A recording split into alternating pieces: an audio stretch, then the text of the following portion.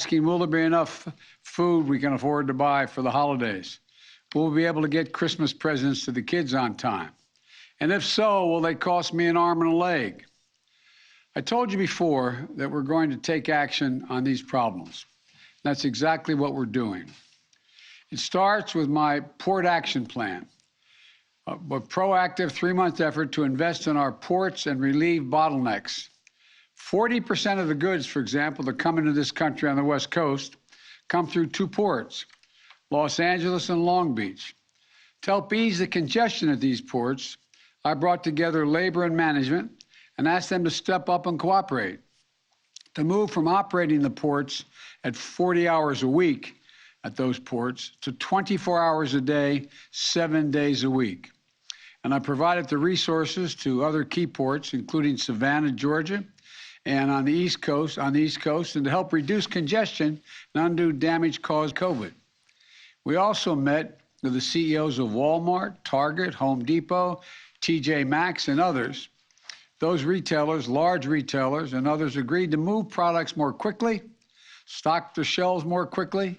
And by the way, you may have heard the CEO of Walmart yesterday on the steps we've taken. He said, and I quote, "The combination of private enterprise and government working together has been really successful." He went on to say, all the way through the supply chain, there's a lot of innovation. Because of the actions we've taken, things have begun to change. End of quote. In the past 3 weeks, the number of containers sitting on docks blocking movement are down by 33%. Shipping prices are down 25%. More goods are moving more quickly and more cheaply out of our ports, onto your doorsteps and onto store shelves. And so all these concerns a few weeks ago, there'd not be ample food available for Thanksgiving. So many people talked about that, understandably. But families can rest easy. Grocery stores are well stocked with turkey and everything else you need for Thanksgiving. And the major retailers I mentioned have confirmed that their shelves will be well stocked in stores this holiday season. And that's good news for those moms and dads who are worried about whether their Christmas gifts will be available. It goes for everything from bicycles to ice skates. You know, today, though, I want to address another challenge that families are facing, and the one I think they're most focused on right now: high gas prices. This is a problem, not just here in the United States, but around the world. The price of gasoline has reached record levels recently in Europe and in Asia. In France, at the end of last month, it reached about $7 per gallon. In Japan, it's about $5.50 per gallon, the highest it's been in years. Of course, it's always painful when gas prices spike. Today, the price of gas in America, on average, is $3.40 a gallon. In California, it's much higher. The impact is real. But the fact is, we faced even worse spikes before. Just in the last decade, we saw it in 2012 when the price of gasoline hit $3.90. We saw it in 2014 when it hit $3.69. And as recently as 2019, we saw it surpass $3 in many places.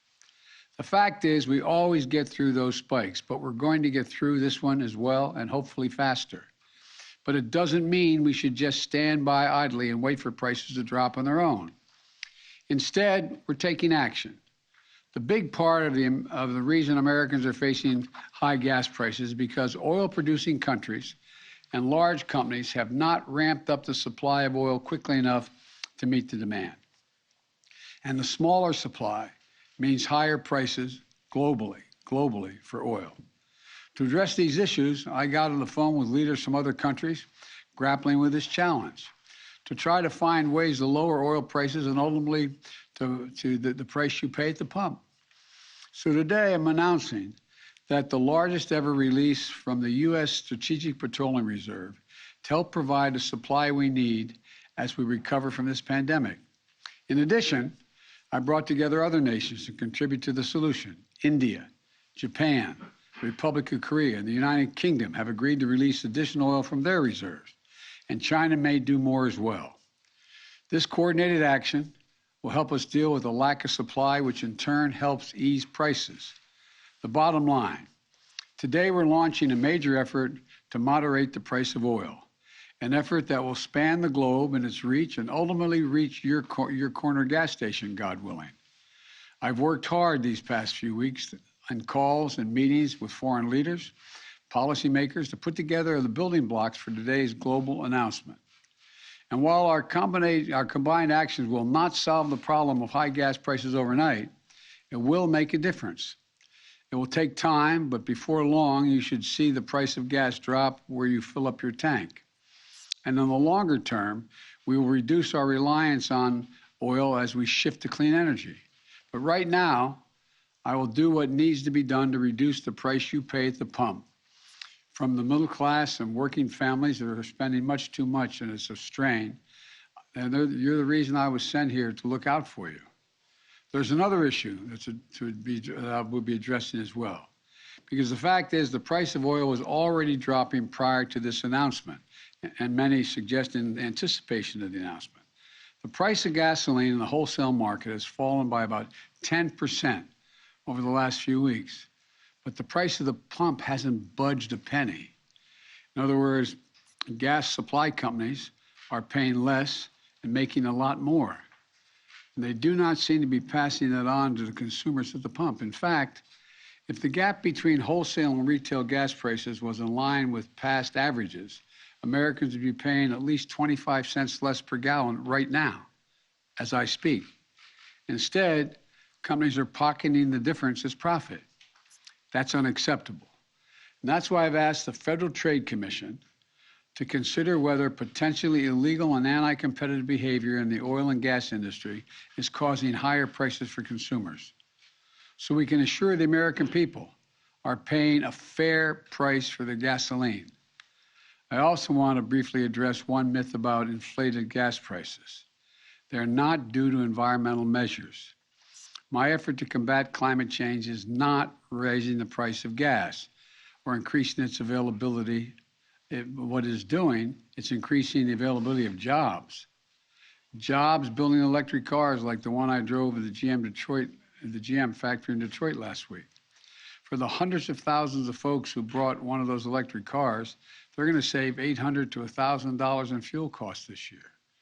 And we're going to put those savings within reach of more Americans and create jobs installing solar panels, batteries, electric heat pumps, jobs making those clean power generating devices. And by the way, deploying these technologies for each home where they're installed is going to save folks an additional hundreds of dollars in energy costs every year. Let's do that. Let's beat climate change with more extensive innovation and opportunities. We can make our economy and consumers less vulnerable to these sorts of price spikes when we do that. And finally, even as we meet to work out this challenge, it's important to maintain perspective about where our economy stands today. The fact is, America has a lot to be proud of. We're experiencing the strongest economic recovery in the world. Even after accounting for inflation, our economy is bigger, and our families have more money in their pockets than they did before the pandemic. And America is the only major economy in the world that can say that. It's testament to the grit and determination of the American people, as well as our unique approach to this recovery and our focus on rebuilding our economy from the bottom up and the middle out, not the top down. Because of that approach, we're the only leading economy in the world where household income and the economy as a whole are stronger than they were before the pandemic hit. Let me close with this. This Thanksgiving, we have so much to be grateful for. Vaccines that are effective, safe, and free, promising new treatments, providing for hope that we can bring an end to the worst tragedies of this crisis. Record job growth, the strongest recovery in the world, and most of all, the chance to be together again with the people we love on Thanksgiving. As you gather together with your family this Thanksgiving, I want you to know how grateful I am to serve as your president. And I promised you that I'll never stop working to address your family's needs. And together we're going to confront challenges that we face them, are going to face them honestly. And that we'll keep building this economy around hardworking folks who built this country. Happy Thanksgiving, God bless you, and may God protect our troops. And I'm heading to a food kitchen to serve meals right now. Thank you for your time and effort. I'll have plenty of time to talk to you later. Thank you. Thank you. Questions about your meeting with Xi Jinping and other leaders. When will you answer our questions, sir?